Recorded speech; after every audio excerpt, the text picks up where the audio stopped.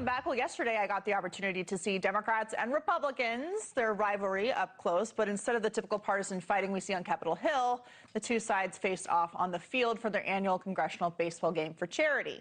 While both teams tried their best, it was the Republicans who ultimately came on top for the sixth straight year with a resounding 11-2 victory over the Democrats. But before I went to the game, I got to talk to congressmen on both sides of the aisle about this moment of unity. We are here in Nationals Park in Washington, D.C., and we're not just here for any old baseball game. We're here for the Congressional baseball game for charity, when Republicans and Democrats put aside their political differences, stop talking about legislation and budgets, and focus on balls, runs, and strikes. We have special access, so let's go see who we can talk to about the game. Gentlemen, it is awesome to see you here. It's the annual Congressional baseball game. Congressman Scalise, what does this mean to you? Well, it's always special just to, the camaraderie, being able to play in the big league ballpark. This place is going to be packed with raucous fans on both sides, more on our side, I think.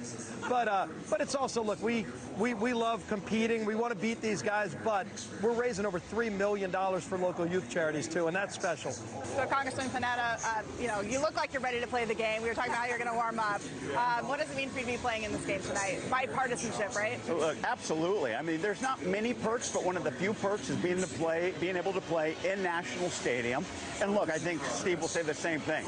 They want to beat us, we want to beat them, but it actually brings us together. As competitive as the game is, and trust me, it is, as you'll see, we actually come together and we relate to one another. And I believe the work that we do on the baseball field translates into the work that we need to do and will continue to do in the House of Representatives. So you mentioned getting together for the game, but also being able to go back to Capitol Hill and work together on a number of things. The Secure America Act was passed. Not a single Democrat voted for it. President Trump signed it this week. What do you think you can work together on in the future when it comes to issues especially like immigration? Look, I think when it comes to immigration reform, I do believe that that's something we can pass. We're all for a secure border, but it's making sure that we redo our asylum system, and those who are here contributing in a law-abiding fashion, contributing to our economy, our community, our society, and our humanity, they deserve a right to stay here, in my opinion. But at the same time, we got to make sure that those who are working here are allowed to stay here. Yeah, and we secured our border working with President Trump. It was critical, frankly, the biggest issue in the 24 election.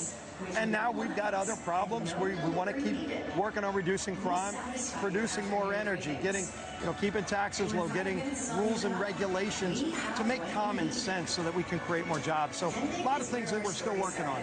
So we're in primary season. Republicans and Democrats are both having primaries. We did see that Graham Plattner won his primary in Maine. He is endorsed and put up to run for election by the Democratic Socialists. We've seen them win in a number of primaries so far. Seen Democrats have to really grapple with the arguments they've been making in terms of women and fascism.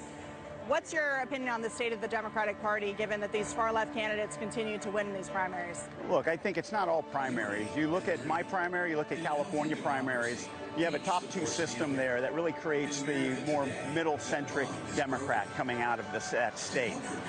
Look, I believe that it's not just about our politics, it's about our policy, what we've been focused on. And from the very beginning, we're focused on affordability issues. I come from California. We got a lot of beauty, we got a lot of bounty. People want to live there, but we don't have enough housing. And so we're focused on affordable housing, creating more affordable housing, especially in my work in the Ways and Means Committee. I believe that Leader Scalise understands that. He understands that it is about affordability. It's about making sure that people can, like I said, not just come here, but work here and actually just live here. We got a lot of people who work in my district.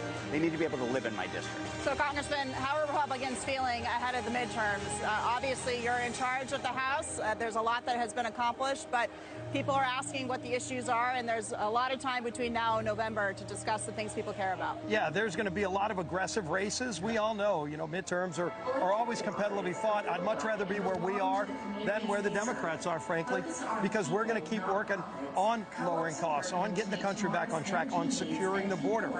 We've got a great housing bill that we passed. Frankly, almost all Republicans and Democrats in the House passed that bill over the Senate. I hope the Senate gets that bill done. because we've been working with President Trump on things like that. He wants to sign that bill. That will lower housing costs. It'll clean up a lot, too, of the red tape. It's hard to build housing in America because of a lot of the red tape. Let's clean that up. Let's make it easier to create jobs and grow opportunities for people in this country. We're going to be focused on that between now and November. As they say, play ball. Thank you very much for your time today. Great to see you both. Thank you. And glad to see the Democrats got uniforms.